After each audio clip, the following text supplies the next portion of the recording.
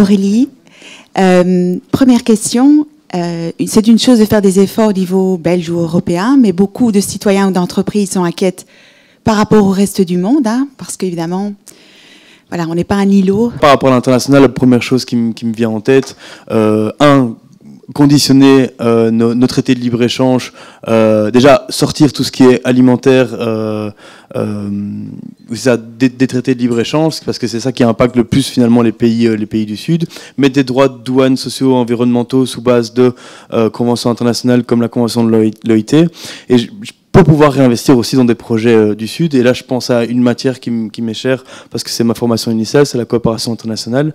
Rappelez quand même qu'on a signé en 99 une convention qui nous imposait de monter à 0,7% de nos RNB le budget de la coopération internationale.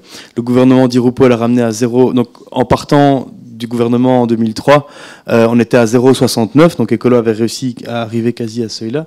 Le gouvernement Di Rupo l'a rétréci à 0,59, et là on est à 0,43.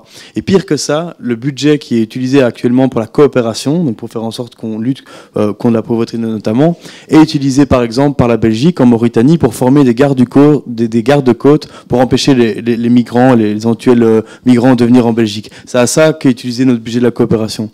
Alors au niveau international, il y a vraiment beaucoup de choses à dire, donc je ne sais pas comment cibler, mais voilà quelques mesures un peu plus structurelles sur ce point-là. Peut-être juste un mot sur l'international. Je pense qu'une des motivations de notre opposition au traité de libre-échange, c'est surtout quand ces traités sont des traités de protection des investissements et où on a des clauses qui protègent et qui renforcent les investisseurs par rapport aux États et qui, de facto, empêchent les États de réguler. Voilà, ça c'est la base de l'opposition au CETA et à d'autres traités qui en sont suivis, même si la Commission a retravaillé un petit peu son mécanisme de règlement des litiges. Pour nous, les investisseurs sont des justiciables comme tout le monde et il n'y a aucune raison de leur donner un traitement différencié par des clauses spécifiques. Cela étant, la question de la compétitivité est peut-être à reposer plus largement. Un dernier petit mot sur le reste du monde. C'est vrai que c'est inquiétant de se dire, oui, mais enfin, pourquoi est-ce que nous, les Européens, on ferait notre part et pas les autres? Enfin bon, et si les autres le font pas, on est quand même cuit. Oui, ça c'est sûr. Mais c'est aussi sûr que si on dit, bon, tu commences, et moi je suivrai. Si tout le monde dit ça, ben, on ne va jamais engager la transition. Comme l'Union européenne a une responsabilité écrasante sur le plan historique, c'est normal que nous prenions le lead. C'est normal. C'est juste, c'est l'éthique de la responsabilité. Est-ce que le reste du monde va suivre? Quand je vois Trump, c'est inquiétant, c'est très clair. L'approche de Trump consiste à dire le mode de vie américain est non négociable et que les autres crèvent, essentiellement.